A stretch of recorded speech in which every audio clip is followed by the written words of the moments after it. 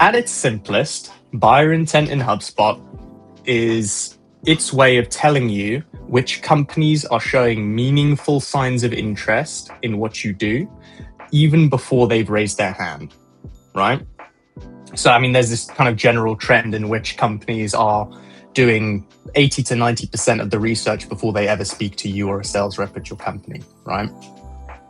It does that by tracking two main types of signal: companies visiting your website in ways that suggest interest, and companies researching your topics and keywords across the wider web. A lot of BDR teams and marketing teams face the same challenge at the top of the funnel.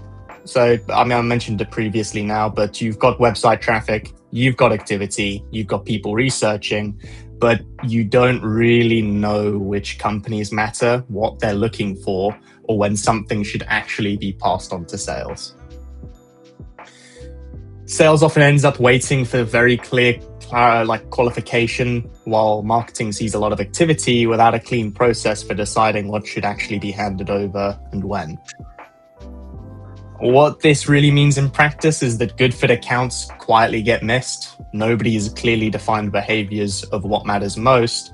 And as a result, the signals that they are showing and giving off don't end up getting turned into action because you don't have visibility of those accounts. The goal with the buyer intent tool is to reduce the gap between activity and action.